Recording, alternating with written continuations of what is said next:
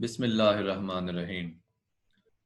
Students, we are studying General Science 10th class, Chapter 7, that is about energy. In first lecture, we studied about energy and work, different forms of energy. They were discussed. In second lecture, we studied about interconversion of energy and production of electricity, different methods of energy production which were traditional as well as non-traditional. Traditional mean वो तरीके जो इस्तेमाल में हैं, non-traditional जो कि इस्तेमाल हो तो सकते हैं लेकिन अभी हो नहीं रहे. तो ये सारी चीज़ें हमने पढ़ी. इसके बाद इवन हमने इलेक्ट्रिसिटी की प्रोडक्शन जो है वो बायोमास से और सॉलिड वेस्ट से भी पढ़ी. तो आज बेटे हमने मेजरमेंट ऑफ एनर्जी जो है ये टॉपिक स्टार्ट करना है कि हम एनर्जी को मेजर कैसे कर सकते हैं. तो बेटे जैसा बताया गया कि एनर्जी जो है ये क्या है, ability of a body to do work. किसी भी बॉडी की काम करने की सलाहियत को हम एनर्जी कहते हैं. लिहाजा एनर्जी का भी वही यूनिट होगा जो वर्क का यूनिट होता है, जो कि जॉल हमने पढ़ा. वर्क को जैसा जॉल में मेजर करते हैं तो एनर्जी को भी जॉल में ही मेजर करते हैं. और एनर्जी की डिफरेंट फॉर्म्स आपने पढ़ी हैं. सारी फॉर्म्स जो एनर्जी की वो एक ही यूनिट में मेजर होती हैं, दैट इज जॉल. तो मेजर इलेक्ट्रिकल एनर्जी जो है, इलेक्ट्रिकल एनर्जी कैसे हम मेजर करते हैं. ये तो जनरल एनर्जी की बात की ना. अब आपको एनर्जी की एक फॉर्म की बात की जा रही है, इलेक्ट्रिकल एनर्जी, कि हम उसको कैसे मेजर करते हैं. तो बेटे इलेक्ट्रिकल एनर्जी को भी जॉल्स में ही मेजर करते हैं. जैसा मैंने पहले बताया कि एनर्जी की डिफरेंट फॉर्म्स हैं और हम हर फॉर्म ऑफ एनर्जी जो है उसको जॉल में ही मेजर करते हैं. तो इसलिए हम इलेक्ट्रिकल एनर्जी को भी जॉल में मेजर करते हैं. लेकिन प्रैक्टिकली जो यूनिट यूज होता है that is kilowatt hour. Kilowatt hour हम क्यों यूज करते हैं? क्योंकि जॉल छोटा यूनिट है. हमारे घरों में जो इलेक्ट्रिसिटी है ये बहुत ज्यादा यूज होती है, लिहाजा इसके लिए बड़ा यूनिट यूज होता है किलोवाट आवर. हमारे यहाँ जो मीटर इंस्टॉल्ड होते हैं ना घरों में इलेक्ट्रिसिटी को मेजर करने के लिए, वो भी किलोवाट आवर के यूनिट्स में ही इलेक्ट्रिसिटी को मेजर करते हैं. जो यूनिट्स कंज्यूम होते हैं हमारे इलेक्ट्रिकल अप्लायंसेस, जो यूनिट्स कंज्यूम करते हैं, ये किस पे डिपेंड करता है? हमारे उस इलेक्ट्रिकल अप्लायंस की पावर पे डिपेंड करता है और दूसरा ड्यूरेशन पे डिपेंड करता है. जितने ड्यूरेशन के लिए वो इलेक्ट्रिकल अप्लायंस हमारा ऑन रहा इस चीज के ऊपर. ठीक है, यानी उसकी पावर कितनी है, फिर वो कितनी देर के लिए ऑन रहा. अगर हमने कैलकुलेट करने हो कि यूनिट्स कितने प्रोड्यूस हुए हैं तो बेटे बड़ा सिंपल सा प्रोसेस है. आप अपने डिवाइस के ऊपर या अप्लायंस के ऊपर देखें कितने वाट लिखे हुए हैं. उन वाट में पावर लिखी गई होती है. आपने उन वाट्स को टाइम से मल्टीप्लाई कर देना है जितने टाइम के लिए वो 24 आवर्स में चलता है. यानी एक दिन में जितने घंटे चलता है उतने घंटों के साथ उसको मल्टीप्लाई कर दें वाट्स को और 1000 से डिवाइड कर दें. जब आप 1000 से डिवाइड करेंगे तो ये आपके पास किलोवाट आवर आ जाएंगे. किलोवाट आवर ये मेजर करने का मैंने आपको तरीका बताया, यानी यूनिट्स.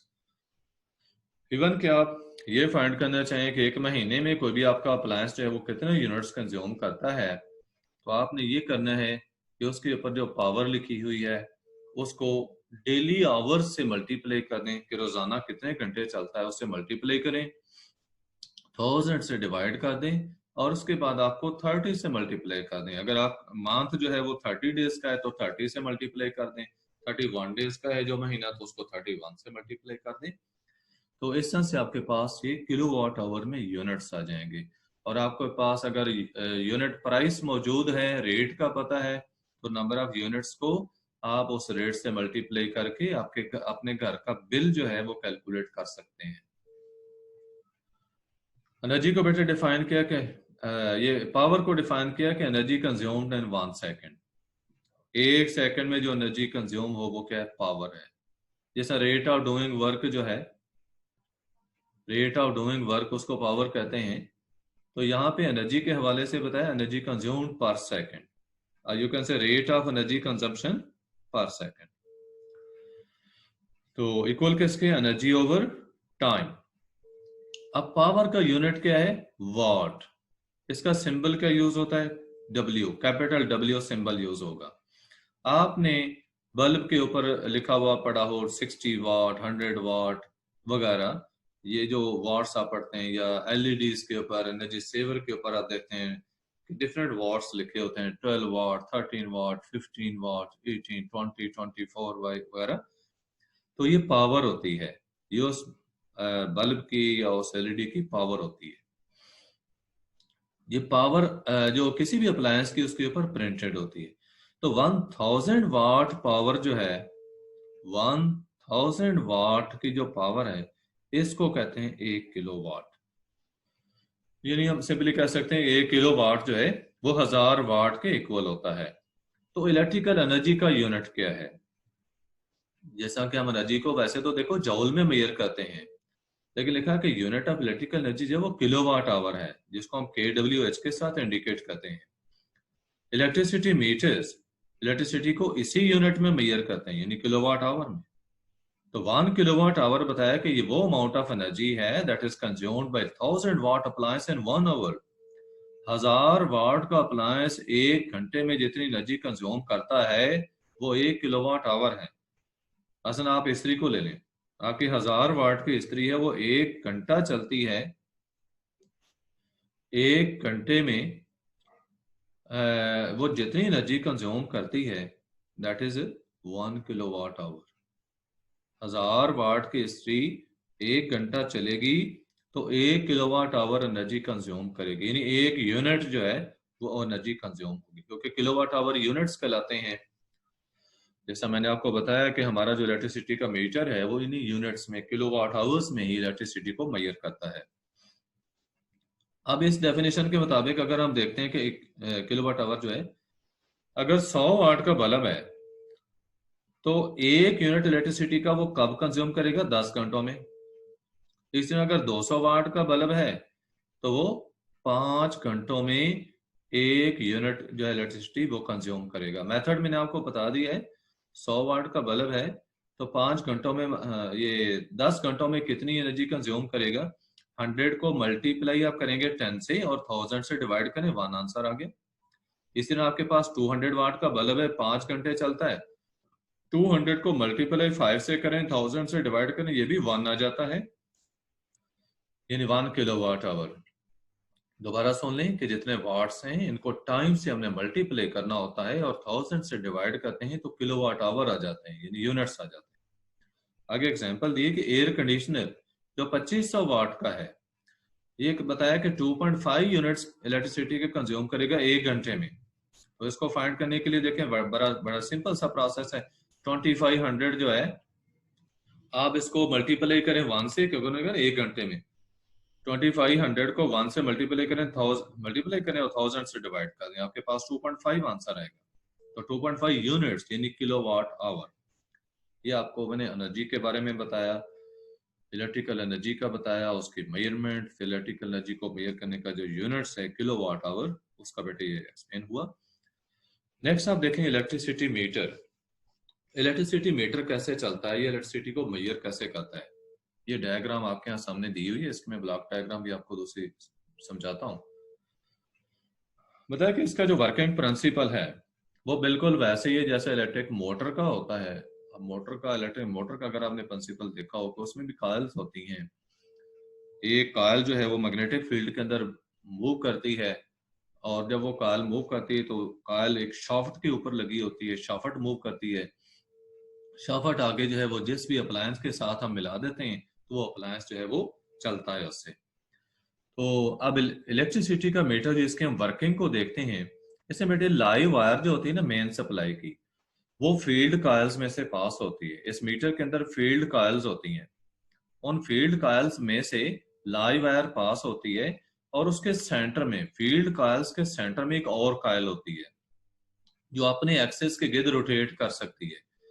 ये कॉइल जो है ये कनेक्टेड होती है मेन सप्लाई के साथ हाई रेजिस्टेंस के थ्रू। हाई रेजिस्टेंस के थ्रू मेन सप्लाई के साथ हम इसको कनेक्ट करते हैं। जब भी कोई अप्लायंस हमारे घरों में चलता है ना, तो करंट उसमें से फ्लो, उन फील्ड कॉइल्स में से करंट फ्लो करना शुरू कर देता है। तो फील्ड कॉइल से जब करंट फ्लो करता है तो मैग्नेटिक फील्ड प्रोड्यूस होता है। उस मैग्नेटिक फील्ड की वजह से जो उसके अंदर की कॉइल होती है वो रोटेट करती है, और जब कॉइल रोटेट करती है तो उस कॉइल के साथ बेटे डिस्क लगी होती है। डिस्क जो है वो रोटेट करती है कॉइल के साथ ही। इवन कि इस डिस्क को हम बाहर से देख भी सकते हैं रोटेट करते हुए। अब जितना करंट ज्यादा फ्लो करेगा मीटर में से, उतना तेजी से डिस्क फ्लो करती है। और फिर डिस्क जो है उसके साथ बाहर गेज लगे होते हैं, गेज अटैच होते हैं। ये गेज जब मूव करते हैं तो गेज आगे डिजिट्स को डिस्प्ले करते हैं डायल के ऊपर।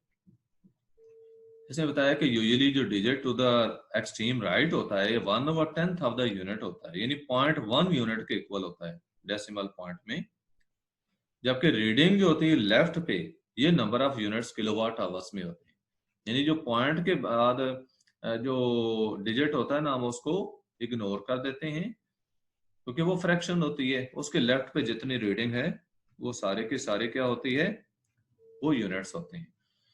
इसकी बेटे वर्किंग को मैं इस डायग्राम से एक्सप्लेन कर रहा हूं, ये तवज्जो से आपने समझ लेना है।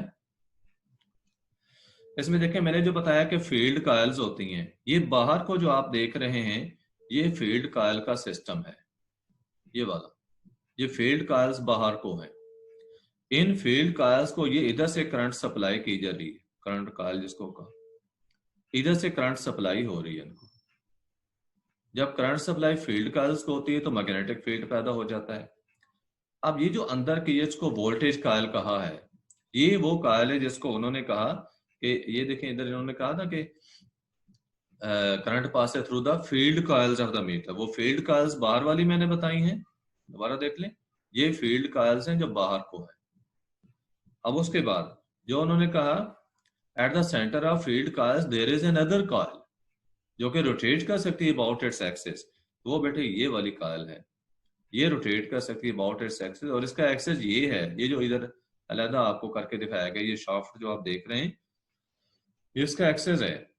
इस एक्सिस के अबाउट ये मूव कर सकती है, रोटेट कर सकती है। लेकिन ये जब ये रोटेट करेगी तो ये एक्सेल भी साथ ही मूव करता है, और जब ये एक्सेल मूव करेगा तो बेटे एक्सेल के साथ आप देख रहे हैं कि ये डिस्क लगी हुई है, डिस्क ने मूव करना है।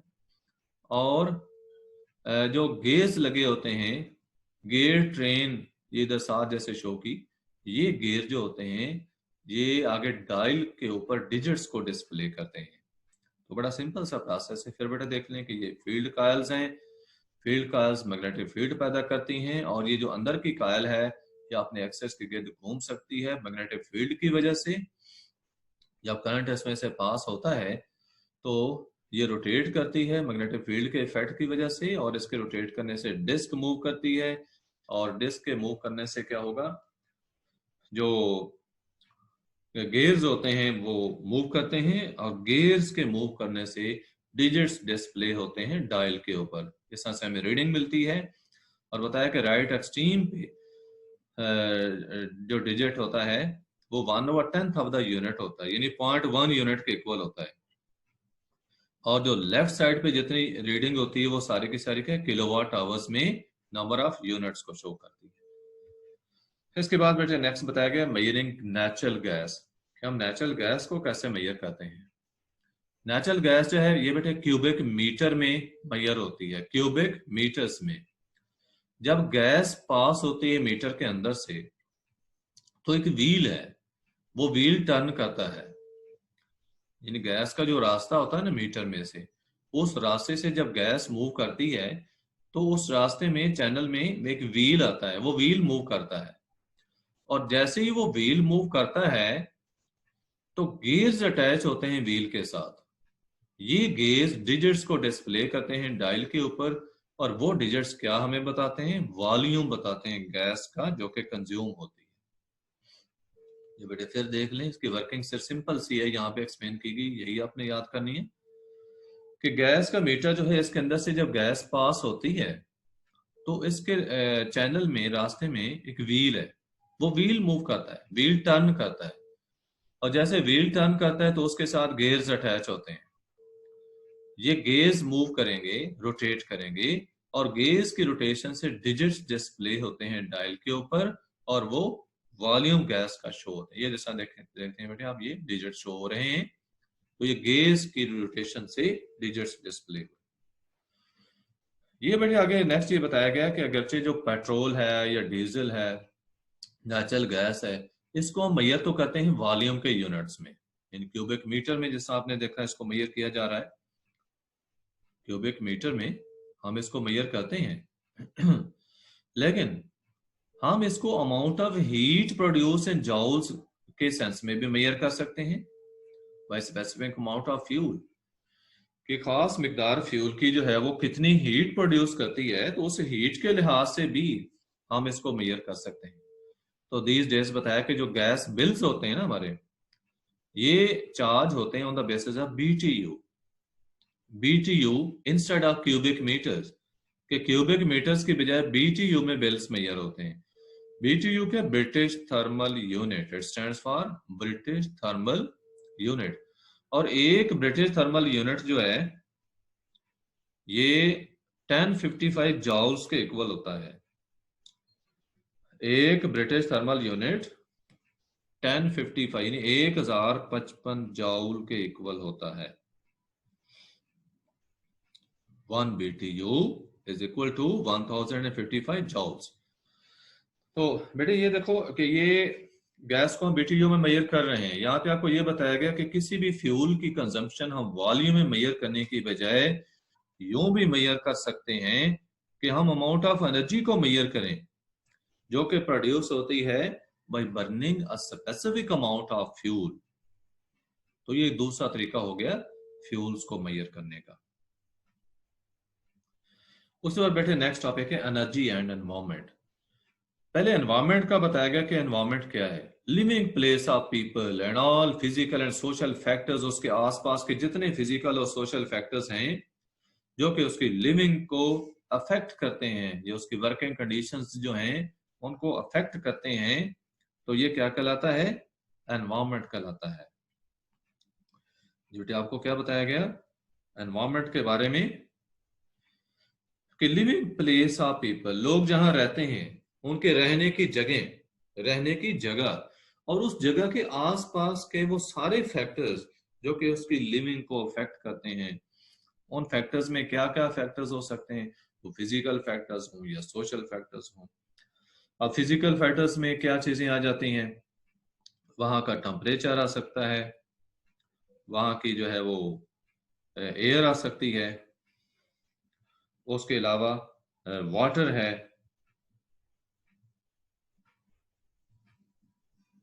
ठीक है। ये ऐसी कंडीशंस हैं, ऐसे फैक्टर्स हैं जो कि उसके लाइफ को या उसके एनवायरनमेंट को अफेक्ट करते हैं।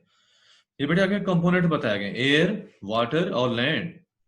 ये क्या चीजें, inanimate components of the environment. Inanimate essential, बहुत ही जरूरी, नागुज़ीर जिनको आप कह सकते हैं कि ऐसे कंपोनेंट्स एनवायरनमेंट के कि जिनके बगैर सर्वाइवल किसी भी ऑर्गेनिज्म का पॉसिबल नहीं है।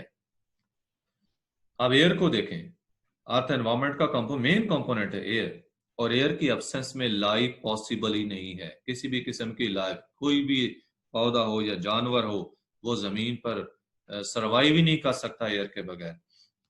और ये एयर जमीन पर तकरीबन 200 किलोमीटर की हाइट तक मौजूद है, सरफेस ऑफ अर्थ के ऊपर 200 किलोमीटर की हाइट तक ये मौजूद है। इसको हम एटमॉस्फेयर कहते हैं, एटमॉस्फेयर के स्फेरिकल फॉर्म में एयर जो मौजूद है। और स्फेरिकल फॉर्म में क्यों है, अर्थ की ग्रेविटी की वजह से। तो बताया कि इस एटमॉस्फेयर का वो हिस्सा जहां पे सारे लिविंग ऑर्गेनिजम्स रहते हैं, दे रिजाइड, तो वो कितना है 8 to 20 किलोमीटर थिक कवर। ये 8 से लेकर 20 किलोमीटर, यानी ये इसकी थिकनेस है, 8 से 20 तक की थिकनेस है, जिसमें कि लिविंग ऑर्गेनिजम्स पाए जाते हैं। और ये जो कवर होता है, it acts as a shield against heat. ये वाला हिस्सा एक शील्ड के तौर पे काम करता है। विदाउट दिस बताया कि अर्थ जो है it would scorch with heat, कि अगर ये कवर नहीं होता जमीन के ऊपर तो जमीन जो है वो हीट से झुलस जाए, दिन के टाइम, और रात को टेम्परेचर जो है वो 0 डिग्री से भी नीचे आ जाए, 0 डिग्री से भी नीचे टेम्परेचर चला जाए रात को, अगर ये जो थिक कवर बताया गैसेस का, ये अगर ना हो तो ये बेटे प्रोटेक्टिव कवर है। ये थिक कवर जो गैसेस का, ये प्रोटेक्टिव कवर है जो शील्ड करता है एटमॉस्फेयर को, और जो लिविंग ऑर्गेनिजम्स हैं उनको बचाता है हीट से भी और कोल्ड से भी। थर्मल पोल्यूशन का बताया गया। थर्मल पोल्यूशन क्या है बेटे? Unpleasant change. Unpleasant mean unwanted change, जो हमें अच्छी नहीं लगती। किस में हो? हवा में हो, पानी में हो, या सरफेस ऑफ अर्थ पे कोई भी ऐसी चेंज आए जो कि ना पसंदीदा है, जो हमें अच्छी ना लगे, डिसएग्रीएबल हो, जिससे कि अनहाइजीनिक इफेक्ट्स पैदा हों इंसानों के ऊपर या एनिमल लाइफ के ऊपर या इवन प्लांट्स के ऊपर। अनहाइजीनिक क्या होते हैं? अनहेल्दी, अनहेल्दी गैर सेहतमंदाना, जैसे आप कह सकते हैं, अनक्लीन, इम्प्योर, ठीक है, कंटेमिनेशन हो जाए, तो ऐसे इफेक्ट्स पैदा हों, अगर ऐसी चेंजेस आती हैं हवा में या पानी में या लैंड के ऊपर, तो हम इसे पोल्यूशन कहते हैं। और अकॉर्डिंगली ये कहलाएगी एयर पोल्यूशन, वाटर पोल्यूशन या लैंड पोल्यूशन। जिस भी हिस्से को कंटेमिनेट कर दिया जाएगा तो उस हिस्से की उस लिहाज से पोल्यूशन कंसिडर होगी। पोल्यूशन आगे बताया कि it is of many types, देखिए कई किस्में, यही मैंने आपको जैसा ऊपर बताई है, एयर पोल्यूशन, वाटर पोल्यूशन या सॉइल पोल्यूशन। यहाँ पे आपको थर्मल पोल्यूशन का एक्सप्लेन किया जा रहा है। पोल्यूशन बताया जो एनवायरनमेंट के अंदर हीट की वजह से हो, स्मोक की वजह से और हार्मफुल गैसेस की वजह से, इसको कहते हैं थर्मल पोल्यूशन। ठीक है, स्मोक की वजह से हो, हीट की वजह से या हार्मफुल गैसेस की वजह से, इसको थर्मल पोल्यूशन कहते हैं। आल्दो बताया कि हीट जो है ये बहुत असेंशियल है, बहुत जरूरी है, किसके लिए? पौधों के लिए, जानवरों के लिए और ह्यूमन लाइफ के लिए। लेकिन अगर प्रोपोर्शन हीट का जो है इन द एनवायरमेंट एक्सीड कर जाता है सर्टन लिमिट, खास लिमिट को भी एक्सीड कर जाता है, तो खास लिमिट को जैसे एक्सीड करेगा तो ये हार्मफुल होगी, ठीक है, ये नुकसानदेह होगी। बताया कि ये जरूरी तो है, लेकिन जब ये लिमिट को क्रॉस करेगी तो फिर नुकसानदेह है। एक्सेसिव यूज एनर्जी का जो है, it has increase the thermal pollution in our environment. Energy का जो हम ज्यादा से ज्यादा यूज करते हैं, तो इससे क्या रिजल्ट हुआ है? हमारे एनवायरमेंट के अंदर थर्मल पोल्यूशन बढ़ी है, यानी टेम्परेचर हमारे एनवायरमेंट का ज्यादा हुआ है। तो इसके कई फैक्टर्स हैं जो कि थर्मल पोल्यूशन काज करते हैं। ये देखिए, carbon dioxide, carbon monoxide, sulphur dioxide, lead के कंपाउंड्स हैं और कुछ और हार्मफुल गैसेस हैं। एक तो हीट बहुत ज्यादा ऐड होती है एटमॉस्फेयर में, इसके साथ साथ ये सारी चीजें जब एटमॉस्फेयर में ऐड हो जाती हैं तो एटमॉस्फेयर को पोल्यूट कर देती हैं। थर्मल पोल्यूशन काज करने में बताया कि अकेला हीट का इफेक्ट नहीं है, बल्कि इन गैसेस का भी है। तो हम देखते हैं कि ये गैसेस कैसे थर्मल पोल्यूशन काज करती हैं, क्योंकि थर्मल पोल्यूशन तो हमने हीट को कहा था कि टेम्परेचर का बढ़ जाना। तो बेटे ये गैसेस जो हैं ये ग्रीन हाउस इफेक्ट पैदा करती हैं। इसमें कार्बन डाइऑक्साइड, वाटर वेपर्स वगैरह, या मीथेन गैसेस भी होती है, मीथेन भी होती है। तो ये ग्रीन हाउस इफेक्ट पैदा करती हैं। ये लेटर में ग्रीन हाउस को डिस्कस करता हूं कि वो क्या होता है। तो फॉसिल फ्यूल्स की बर्निंग का बताया कि फॉसिल फ्यूल्स की जब बर्निंग होती है, जैसे पेट्रोल, ऑयल, गैस वगैरह, तो ये गैसेस प्रोड्यूस होती हैं। इवन के फॉसिल फ्यूल हमारी ट्रांसपोर्ट में और इंडस्ट्रीज में जब प्रोड्यूस होते हैं, हम थर्मल पावर हासिल करने के लिए इन फ्यूल्स को बर्न करते हैं, या किसी भी और पर्पस के लिए हम फ्यूल को जो है वो यूज करते हैं, जलाते हैं, तो उसका रिजल्ट क्या होता है? ये सारी गैसेस भी प्रोड्यूस होती हैं और हीट भी प्रोड्यूस होती है। इवन के न्यूक्लियर एनर्जी जो कि इलेक्ट्रिसिटी को प्रोड्यूस करने के लिए यूज होती है, तो इसके लिए भी हमें फ्यूल कंज्यूम करना पड़ता है। इवन के इसके लिए न्यूक्लियर एनर्जी में तो देखो न्यूक्लियर फ्यूल होता है जो कि रेडियोएक्टिव मटेरियल होता है, तो इससे थर्मल पोल्यूशन भी काज होती है। इलेक्ट्रिसिटी तो प्रोड्यूस होगी, इसके साथ साथ थर्मल पोल्यूशन भी काज होती है, क्योंकि जो कूलिंग टावर्स होते हैं, न्यूक्लियर रिएक्टर्स के जो कूलिंग टावर्स हैं, ये एटमॉस्फेयर में हर वक्त ही हीट को रिलीज करते रहते हैं, ऐड करते रहते हैं। इसके अलावा अदर फॉर्म्स ऑफ एनर्जी जो कि हम यूज करते हैं, अल्टीमेटली वो भी इसमें हीट में ट्रांसफॉर्म हो जाती हैं। तो बताया कि cause of increase in thermal pollution जो है वो ग्रीन हाउस इफेक्ट है। कार्बन डाइऑक्साइड गैस जो कि ग्रीन हाउस के ग्लास की तरह काम करती है। तो ये बेटे गैस जो है, हवा जो सोलर रेडिएशंस हैं वो नीचे तो आ जाती हैं, लेकिन इस कार्बन डाइऑक्साइड की जो लेयर है इसको क्रॉस करके ऊपर नहीं जा सकती। कार्बन डाइऑक्साइड का बेटे देखिए इसकी इंक्रीजिंग अमाउंट्स जो प्रोड्यूस हो रही हैं, तो ओजोन की लेयर के नीचे ये एक थिक लेयर बना रही है कार्बन डाइऑक्साइड। और इस थिक लेयर की खसूसियत क्या है कि सूरज की रेडिएशंस नीचे तो आ जाती हैं इसमें से गुजर कर, क्योंकि उनकी वेवलेंथ कम होती है, वेवलेंथ शॉर्ट होती है।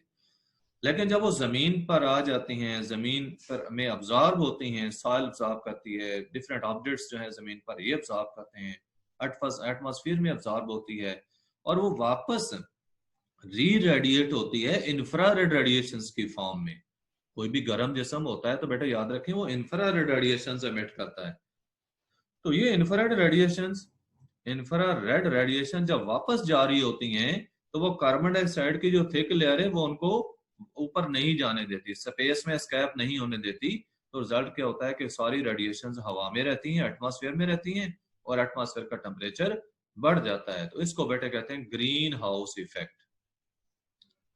तो ये कार्बन डाइऑक्साइड का मैंने आपको ग्रीन हाउस इफेक्ट बताया है। इसका रिजल्ट क्या होगा? इससे टेम्परेचर एनवायरनमेंट का बढ़ेगा, जैसे कि एनवायरमेंटल चेंजेस आएंगी, melting of glaciers will be there, और उसके रिजल्ट में पानी का लेवल जो है वो रिवर्स में, ओशंस में बढ़ सकता है, जैसे फ्लडिंग होती है। तो ये बेटे आज का लेसन जो है वो इतना ही हम रखते हैं। अब आपने कोई क्वेश्चन पूछने हैं वो पूछ सकते हैं। रिमेनिंग पार्ट इस चैप्टर का कल हम कंप्लीट कर लेंगे। किसी बच्चे का कोई क्वेश्चन है तो वो अभी पूछ सकते हैं।